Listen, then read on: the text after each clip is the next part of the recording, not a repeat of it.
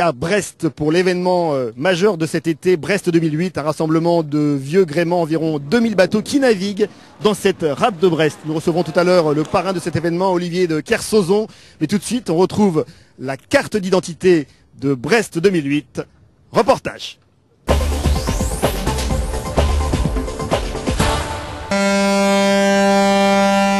La sirène du Mircea inaugure officiellement les festivités de Brest 2008. Ce 3 mâts roumain s'est amarré dans le port militaire, une fierté pour tout son équipage.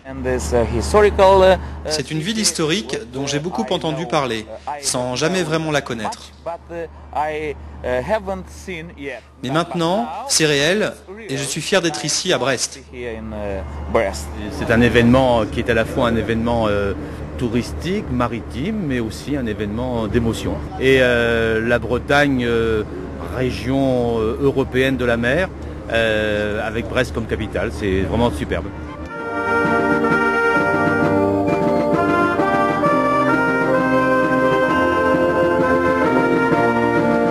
2000 bateaux, 5000 bénévoles, 15 000 marins qui vont ainsi vivre pendant 8 jours au rythme de la marine à voile dans la rade brestoise. » C'est unique de voir réunis dans un tel endroit autant de bateaux.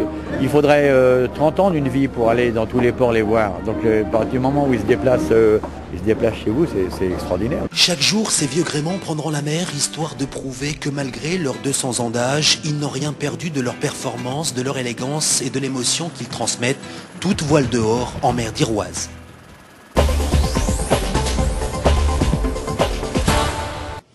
Retour à Brest dans le port de commerce avec Olivier de Kersauzon, le parrain de Brest 2008. Alors cette fête maritime a bien débuté, c'est toujours très festif avec un mélange à la fois en mer, dans la rade et à terre. C'est surtout très technique aussi, parce qu'on trouve rassemblés ici des types de bateaux tellement différents que tout individu qui s'intéresse à la marine peut voir en une journée ce qui mettrait 20 ans à voir, et encore, en faisant tous les ports du monde, entre les bateaux de la côte bretonne, les bateaux basques, les bateaux qui viennent du Brésil et ceux qui viennent du Vietnam. Il y a vraiment rassemblé ici une extraordinaire musée vivant, puisque les bateaux naviguent, de tout ce que les hommes ont inventé pour aller sur la mer depuis 150 ans. Qu'est-ce que ça représente pour la ville de Brest et les Brestois ? Je pense que pour nous, ça représente quelque chose de fort, parce que nous sommes un pays de la mer. C'est d'ici qu'est parti Bougainville, c'est d'ici qu'au XVIIe, tout le monde est parti pour découvrir le monde. Et je trouve qu'aujourd'hui, ce monde qu'on a découvert revienne avec ces bateaux chez nous en Bretagne pour partager les joies de la mer et de la connaissance. C'est une vraie gratification. Enfin, c'est un bonheur collectif fort. Et puis des bateaux qui, à l'époque, transportaient des lettres d'amour, par exemple. Oui, parce que jusqu'en 1914, à peu près, il n'y a pas un grain de café ni une lettre d'amour qui n'ont été transportés à voile. Donc c'est assez sympa. 1914, c'est pas si loin de nous que ça aujourd'hui. Il y a moins d'un siècle.